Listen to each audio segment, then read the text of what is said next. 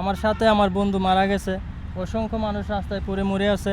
একটা দিকে মৃত্যু না, আপনার উপর দিয়ে ড্রোন আসে, নিচে মাইন থাকে, তারপরে মিসাইল এসে পড়ে। দর্শক, রাশিয়া ইউক্রেন যুদ্ধ থেকে ফেরত এসেছেন আমাদের এই মোহন মিয়াজি ভাই।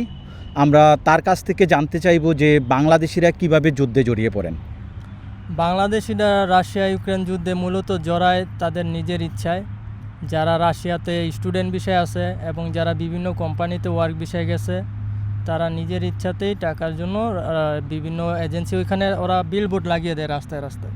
তো ওই বিলবোর্ড থেকে বা অনলাইনে অ্যাপস আছে হেডহান্টার থেকে বা অন্য কোনো মাধ্যম থেকে, যেমন সুহেল সর্দার নীরব একটা মাধ্যম, এদের মাধ্যমে তারা যুদ্ধে ঢুকে। এখন ম্যাক্সিমাম যুদ্ধে ঢুকছে বেশিরভাগ হচ্ছে স্টুডেন্ট। তারপরে কিছু লোক আছে যারা এজেন্ট হিসেবে কাজ করে বাংলাদেশ এবং মিডল ইস্টের বিভিন্ন দেশ থেকে, তারা ট্যুরিস্ট বিষয় নিয়ে যায় রাশিয়ায়। রাশিয়ান সরকারের কথা হচ্ছে রাশিয়ায় যেই লোকে আসুক সে যদি চায় যুদ্ধ করতে পারবে। আর এই ট্যুরিস্ট বিষয় নিয়ে যাচ্ছে ওমান থেকে একটা লোককে, সুহেল সর্দার নীরব, আরও কয়েকটা লোক নিয়েছে, এগুলোর আমার প্রমাণ আছে।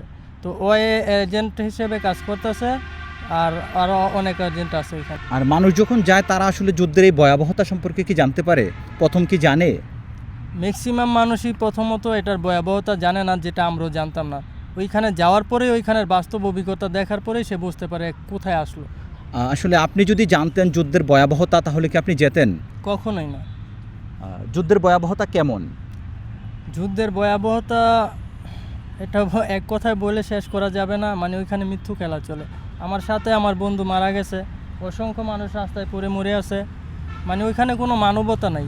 আপনাকে দেখছে শুট ডাইরেক্ট, আপনাকে ড্রোন একটা পাঠাইছে, ডাইরেক্ট আপনাকে মারবেই। বাঙালি যেই মানুষগুলো যুদ্ধে জড়ানোর পরিকল্পনা করছে, আমরা বিভিন্ন অ্যাপসে, বিভিন্ন সোশ্যাল প্ল্যাটফর্মে দেখতে পাই, তাদের সম্পর্কে কোনো মন্তব্য?